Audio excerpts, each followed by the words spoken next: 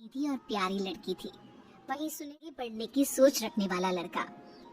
सुनील, बेटा सुनील कहाँ है? अरे जरा एक गिलास पानी तो दे दो। हाँ माँ अभी आया। क्या माँ, पानी तेरे सर के पास ही तो रखा है, क्या हो गया है? तबीयत खराब है क्या? अरे नहीं नहीं, वो उठने का मन ही नहीं कर रहा था, तो देखा ही नहीं। वैसे क्या कर रहा है? यहाँ बैठना मेरे पास। माँ पढ़ रहा था। वो कहना नौकरी में तो वक्त नहीं मिलता, अब ऑफिस से घर आकर ही तो वक्त मिलता है। अच्छा अच्छा ठीक है, पढ़ ले जा बेटा। सुनील पढ़ लिख कर और आगे बढ़ना चाहता था, लेकिन माँ की तबीयत खराब देखकर सोचता है कि शादी ही कर ले। तो एक दिन, माँ ये ममता है, मैंने इससे शादी कर ली है। तुम्हारी तबीयत भी ठीक नहीं रहती, तो मैंने सोचा शादी कर लेता हूँ। घर संभालने वाली और तुम्हें संभालने वाली कोई आ जाएगी तो अच्छा रहेगा। माँ अचानक से सामने बहू देखकर हैरान रह जाती है। बेटा ये क्या बात होती है? न बैंड न बाजा न दहेज न शगुन, ऐसे कैसे बहू आ गई? माँ तू तो जानती है मैं नौकरी के साथ पढ़ाई कर रहा हूँ, तो कहाँ से इतना पैसा बचा पाता कि धूमधाम से शादी करता। वैसे भी माँ लोग तो आकर खाकर निकल जाएंगे, इसलिए बस वैसे ही। माँ जी मैं आपका ख्याल रखूंगी, वैसे भी ये आगे की पढ़ाई कर रहे हैं, अच्छा कुछ कर गए तो सबके दिन फिर से अच्छे आ जाएंगे। बात ठीक तो लगती है, लेकिन मन में कहीं ना कहीं लगता है कि कहीं बहू बेटे को लेकर फिर ना हो जाए और फिर तो वो रह जाएगी अकेली। बेटा देख, मेरा जो कुछ भी है वो सुनील ही है, और सुनील का भी अब इस दुनिया में मैं ही हूँ और कोई नहीं। क्या सुनील? बिल्कुल माँ, लेकिन आज से ममता भी मेरे जीवन का अहम हिस्सा है, जैसे तू है। सास को बड़ा बुरा लगता है कि उसकी सल्तनत में कोई और हिस्सेदार कैसे हो सकता है, कैसे कोई और उसके 30 साल के बेटे की जिंदगी में अचानक से आकर बराबर का हिस्सेदार बन सकता है। मैं भले थोड़ा बीमार रहती हूँ, लेकिन इसका मतलब यह नहीं कि घर की चीजों में मेरा कंट्रोल खत्म हो गया है।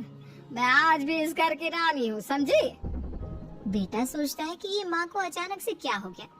कल तक जो माँ कहती थी कि जिंदगी का कोई भरोसा नहीं, वो अचानक से जंग के मैदान की झांसी की रानी कैसे बन गई?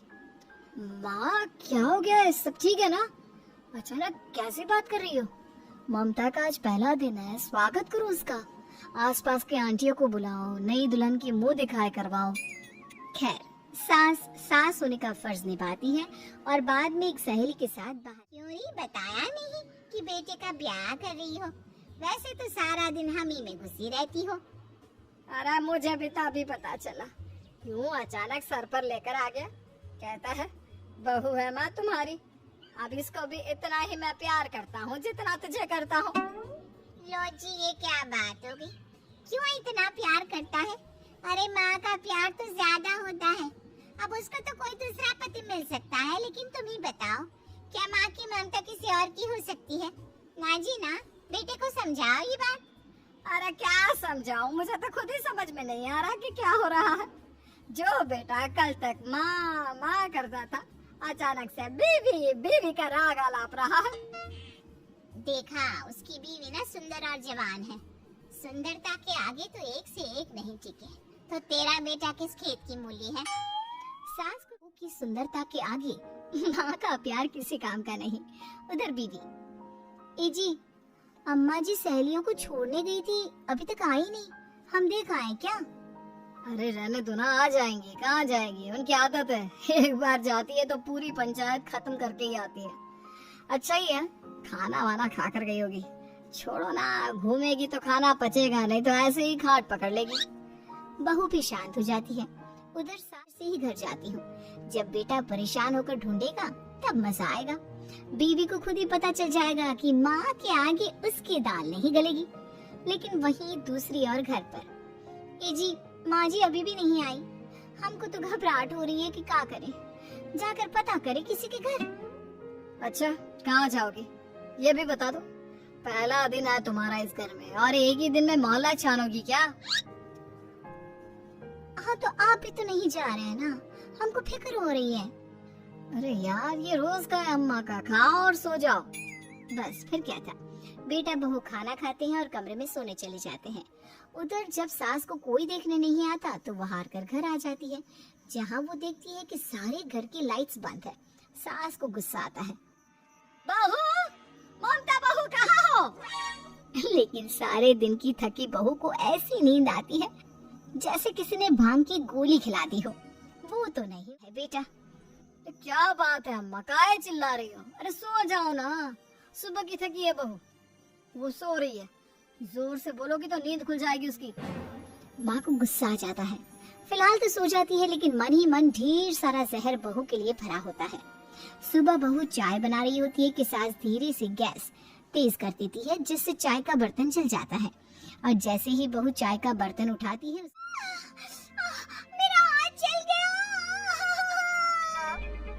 वो जोर जोर से चिल्लाकर इधर उधर भागती है कि सास थोड़ी देर में उसके हाथ में पानी डाल देती है। हाय रे बहू, क्या कर रही हो? पहली बार रसोई छुई हो क्या? सासू माँ गलती से गैस तेज रह गई थी और बर्तन जल गया, जिससे मेरा हाथ जल गया। हाय रे, कितना गंदा दाग। छी छी छी छी, मुझे तो उल्टी आ रही है तेरा गला हुआ मांस देखकर। तू ना मुझे अभी साथ से खा। बहू भी खुद का हाथ देखती है तो उसे भी रोना आ जाता है। कुछ दिनों के बाद सास की सहेली आती है, बहू चाय बनाकर लाती है। उसके जाने के बाद सहेली कहती है, बहू की सुंदरता ऐसी है कि कोई भी दीवाना हो जाए। वैसे तेरे बेटे का क्या हाल है? अरे वैसा ही है, बहू के पीछे लट्टू। क्या करूं, कुछ समझ में नहीं आ रहा। मैंने तो बहू के चेहरे पर दिवाली के पटाखे की चक्री फेंक दी, उसका पूरा चेहरा जल गया। अब देखो ना रही सुंदरता, और ना ही अब मेरा बेटा उसे पूछता है। अरे अब तो वो उसे छोड़कर दूसरी भी देखने को बोल गया है मुझे। बहू सारी बात सुन रही होती है। आंटी एक बात बताइए, क्या भरोसा है कि दूसरी सही आए और आपके अनुसार रहे? देखिए आंटी, मेरी सासू माँ को गलत बात सिखाने की जरूरत नहीं है। हमारा परिवार साथ में खुशी से रह रहा है। देख बहू, मेरी सहेली की बेइज्जती ना कर, वही अच्छा रहेगा तेरे लिए, समझी? नहीं मानती है। वो बार बार उनकी सहेली को घर से निकल जाने को कहती है। तभी सास की सहेली पास के चूल्हे से लकड़ी लाकर बहू के चेहरे पर लगा देती है। बहू जोर जोर से रोने लगती है। अरे ये क्या कर दिया? मैंने कहाँ किया, ये तो तूने किया। तू ही नहीं चाहती थी कि बहू बेटी के साथ रहे, भला मैं क्यों करूँगी? मैं तो चली, निपटो। बहू रो रही होती है, दर्द से चिल्ला रही होती है, लेकिन सास उसे डॉक्टर के पास नहीं ले जाती। तभी पति आता है। ये दाग कैसे लगा? कैसे जली? ममता कुछ नहीं कहती, बस दर्द से करा रही होती है। पति माँ की तरफ देखता है। हो ना हो माँ, ये पक्का आपका काम है। आप ही ममता से जला करती थी ना। देखना माँ, अब पुलिस आएगी, केस बनेगा, लेकिन पहले मैं ममता को अस्पताल लेकर जा रहा हूँ। सभी अस्पताल जा सास से कहते हैं, आपने तो नहीं जलाया ना बहू को?